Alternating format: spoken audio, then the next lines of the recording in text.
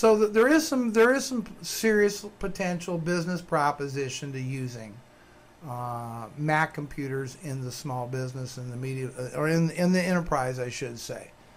What the Windows world focuses on right off the top, and they've got a couple legitimate arguments. One, I'm not even talking about the cost of an Apple machine compared to a Windows PC. Let's just put that off to a whole separate debate. The first argument they got was, well, the Mac doesn't run the business software that we need to run. True enough, 95% of business applications out there require Windows to run on. Okay? It's just the fact of life. They're written to run on Windows. Now, that is starting to change thanks to software as a service.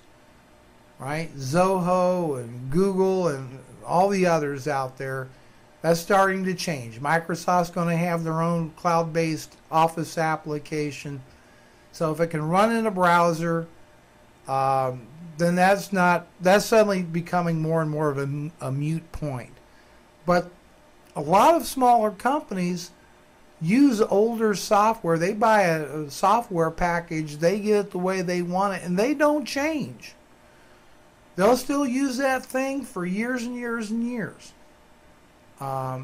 And they're not going to, that's going to be a problem.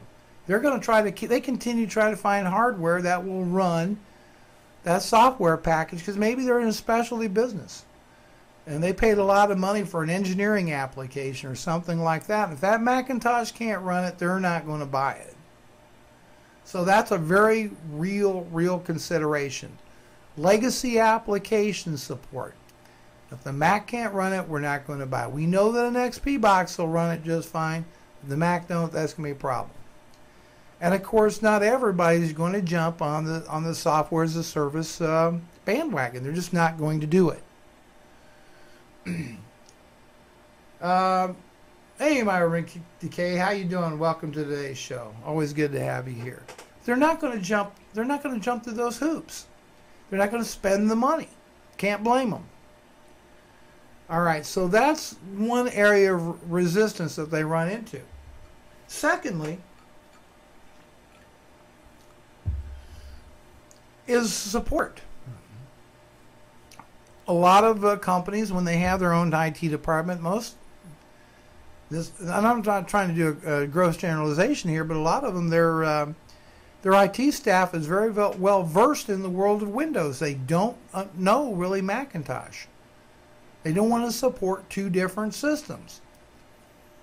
They want to standardize on their equipment and have everything down pat and dry to a process. If you bring in a Mac, it's a different thing to support. So they don't want, is it laziness? Maybe. Maybe it's a practical issue.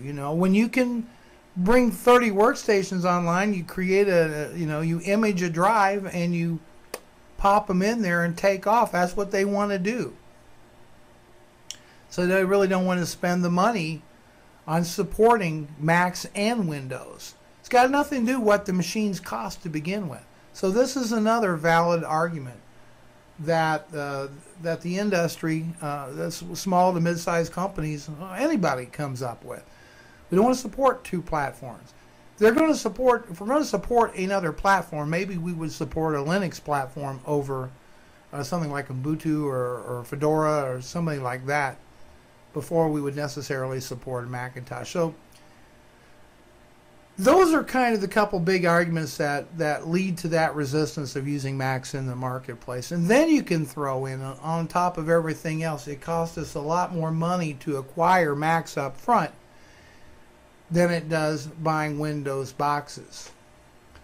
Because they're a commodity. Windows boxes are very much a commodity. You can buy them cheap, you can run them a few years, donate them to get rid of them, donate them to charity, whatever, and get new machines. And of course, small businesses, they'll run a PC till it just absolutely won't work anymore. So is it the hardware costs really the issue that's keeping Macs in the workplace? I don't think so. I think that it's going to be a ongoing battle for Apple to make any real headway in the business community. I think it will get better over time. I would like to see, I think very much, I would love to see Mac Pros between that $1,500 to $2,000 price range. That would help a lot. The entry fee for a Mac Pro is around $2,500 now and on up.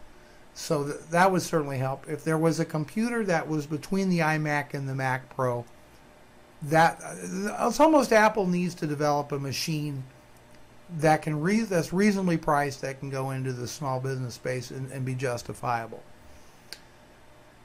Their days but they're doing better, and they're going to continue to make small inroads into the business. But Windows 7, so much was riding on Windows 7 being successful, working right.